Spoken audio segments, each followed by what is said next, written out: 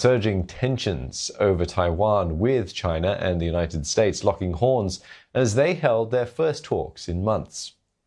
On the sidelines of the G20 in Rome, Foreign Minister Wang Yi has accused Washington of stoking cross-strait tensions by supporting Taiwan's pro-independence forces. Livia Xiong with more.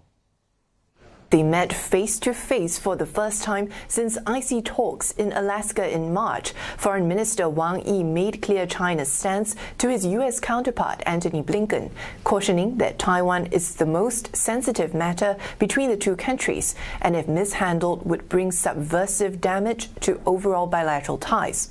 A Chinese expert interviewed by the Communist Party-linked Global Times saying this could refer to war or other catastrophic consequences.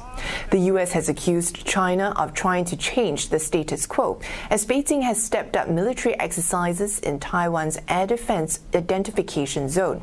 But Mr. Wang refuted this, saying the only status quo is the One China policy, which recognizes Beijing over Taipei, instead blaming pro-independence forces in Taiwan and U.S. support for them for the rise in cross-strait tensions.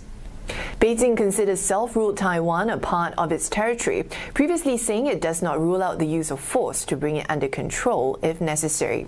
Mr. Wang called on the U.S. to fulfill its commitment to China and for it to pursue a real One China policy instead of saying one thing and doing another. He also warned of the serious harm of Taiwan independence. This comes as Taiwan confirmed U.S. troops were training its military on the island, and as U.S. President Joe Biden said that the U.S. will come to Taiwan's defense if it's attacked, raising questions if this was a shift in America's strategic ambiguity policy, where it does not explicitly state whether the U.S. would take military action. But at the meeting, Mr. Blinken continued the White House's walkback of this, reportedly affirming there's been no change to the U.S. One China policy. Now, the meeting is expected to pave the way for a virtual summit between Chinese President Xi Jinping and his U.S. counterpart Joe Biden before the end of the year.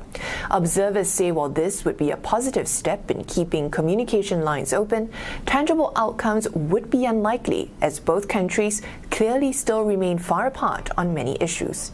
Olivia Xiong, CNA, Beijing.